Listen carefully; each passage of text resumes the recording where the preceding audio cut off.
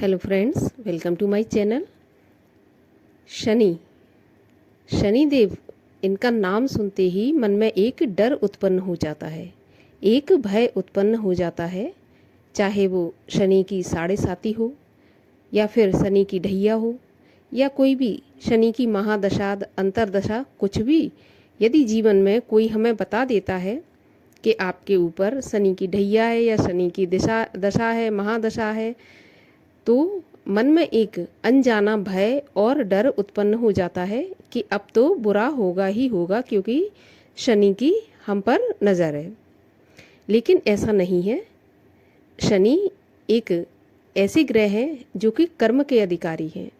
शनि हमें ना तो पुण्य का फल देने वाले हैं, ना हमें पाप का फल देने वाले हैं।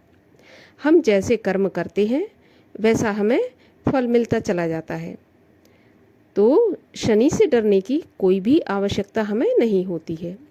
लेकिन आज के वीडियो में हम एक ऐसे उपाय के बारे में जानेंगे जिससे कि कैसी भी शनि की दशा हो, महादशा हो, कुछ भी दृष्टि आपके ऊपर पड़ रही हो, आपका कुछ भी नहीं बिगाड़ पाएगी।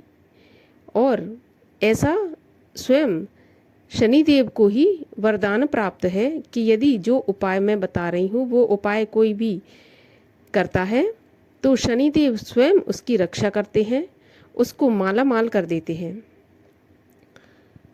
तो बने रहिए वीडियो में अंत तक, और यदि वीडियो अच्छा लगे तो वीडियो को लाइक करिए, शेयर करिए, साथ ही साथ चैनल को भी सब्सक्राइब कर लीजिए। तो वो कौन सा ऐसा उपाय है जिससे कि शनिदेव की जो भी बुरी दृष्टि है हमसे हमेशा के लिए दूर रहेगी? तो देखिए, उपाय है शनिवार के दिन आपको किसी भी भैरव मंदिर में जाकर तिल के तेल का दीपक जलाना है।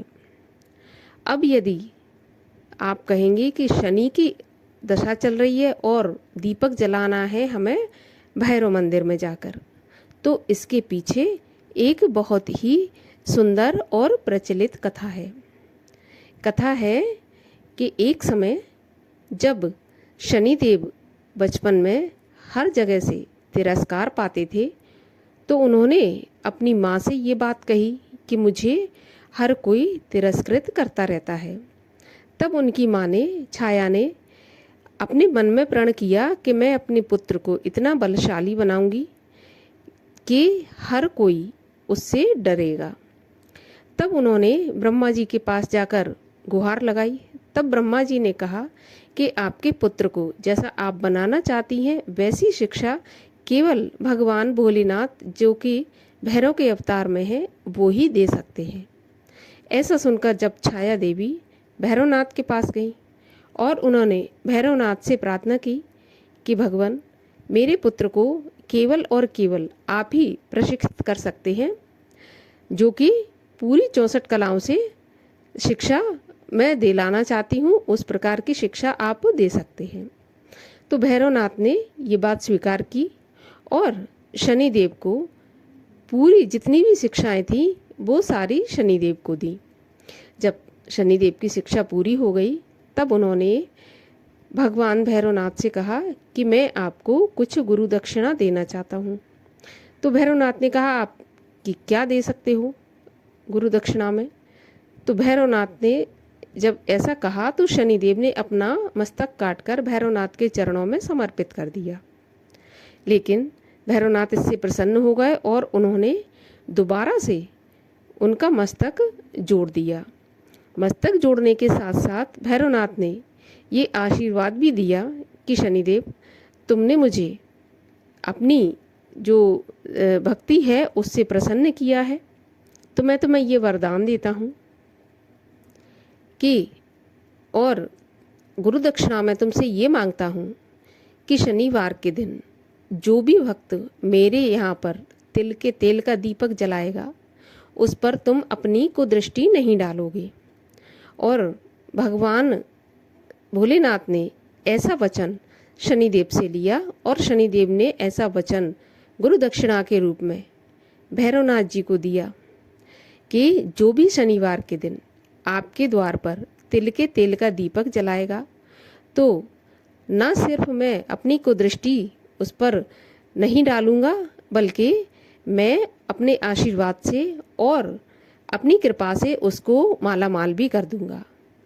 तो इसलिए यदि कभी आपको मन हो कि शनिदेव को प्रसन्न करना है और शनिदेव की कृपा प्राप्त करनी है, तो शनिदेव के सामने तो आपको दीपक जलाना ही है, सरसों के तेल का या तिल के तेल का। लेकिन उसके साथ साथ आपको भैरवनाथ के मंदिर में जाकर भी तिल के तेल का दीपक अवश्य जलाना चाहिए। इससे आपको भैरवनाथ के साथ साथ शनिदेव की कृपा प्राप्त होगी और जो भी शनि की दृष्टि होती है उससे आप हमेशा बचे रहेंगे। और शनिदेव जब प्रसन्न होंगे तो साथ में राहु केतु, जो कि उनके एजेंट कहे जाते हैं, वो भी प्रसन्न होंगे। और जब राहु प्रसन्न होते हैं तो आपको कब जमीन से आसमान पर पहुंचा देंगे पता भी नहीं चलेगा। तो शनिदेव की कृपा पाने के लिए, राहु को शांत करने के लिए, केतु को शांत करने के लिए आपको शनिवार के दिन तिल के तेल का एक दीपक भैरव मंदिर में अवश्य जलाना चाहिए। इससे जीवन में जो भी धन की समस्या होगी वो समाप्त होगी और साथ में और भी परेशानियां होंगी वो भैरवनाथ की कृपा से, शनिदेव की कृपा से और राहु की कृपा से समाप्त हो जाएंगी। तो आज के वीडियो में इतना ही। मैं मिलती हूँ आपसे अगले वीडियो में एक और उपाय के साथ। तब तक के लिए हरे कृष्ण।